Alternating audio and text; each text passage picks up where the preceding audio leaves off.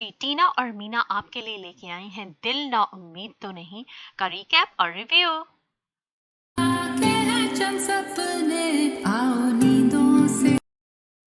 जी, episode 16 में हमने देखा कि नसीम मांग रही है अपनी माँ से इनाम पास होने का।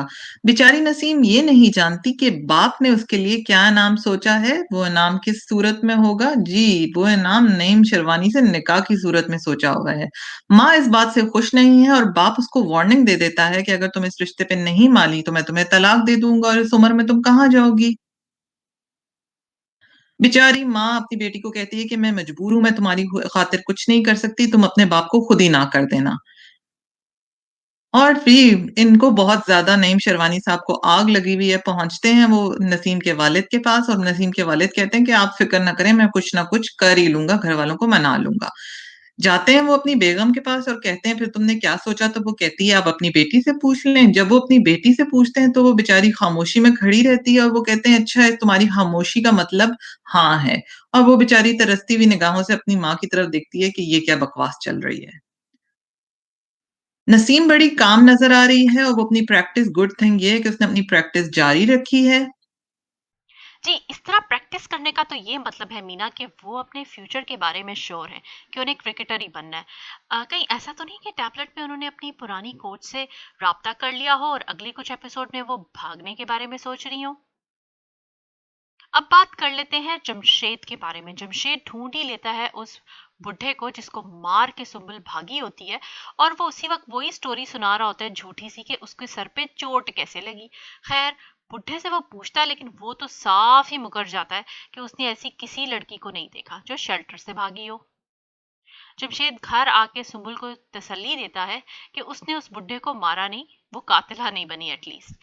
फिर उसको शक होता है सुंबल के ऊपर क्योंकि सुंबल ने बाद में बताया होता है कि उसने पैसे चोरी किए थे उस बुढ़े के। और फिर कि उसने डिफरेंट स्टोरी सुनाई नर्स को भी। और वो टू का टू नहीं मिला पा रहा कि सुंबल आखिर आई तो आई कहाँ से। फिर वो सुंबल के पास जाता है और उसे कहता है कि वो सच बता दे तो सुंबल घबरा जाती है और कहती है कि वो वापस जाना चाहती है अपने घर, बस उसको किराए के पैसे दे ताकि वो बस पे बैठे और अपने घर जाए। जमशेद उसे तसल्ली देता है कि वो सब्र करे और अब घर भी वो वापस नहीं जा सकती। ड्रामे के एंड में हमने देखा कि सुंबल कुछ गुनगुनाती है जिसको सुनते हुए जमशेद दौड़ा हुआ आता है और उसे लगता है कि शायद ये उसकी बचपन की दोस्त अला रखी है। जी, ये तो अब हमें नेक्स्ट एपिसोड में पता चलेगा। और हमें ये भी पता चल गया है कि बड़े साहब का नाम क्या है। उनका नाम है अकरम। और वो फोन घुमाते हैं इकराम को और उसे कहते हैं कि वो ढूंढे सुंबल को और उसका काम तमाम करे। और दूसरा कि वो सवेरा बाजी को वापस लेके आए कोठी के ऊपर ताकि उनका काम दोबारा से शुरू हो जाए। इकराम इन सोचों में गुम है कि पहले उसने आंटी को अल्लाह के पास पहुंचाया और अब सवेरा बाजी राज करेंगी। इस बात से हमें यह भी पता चलता है कि पहले जब आंटी को जहर दी गई थी वो भी इकराम ने दी थी और वो अब सवेरा को भी रास्ते से हटाना चाह रहा है।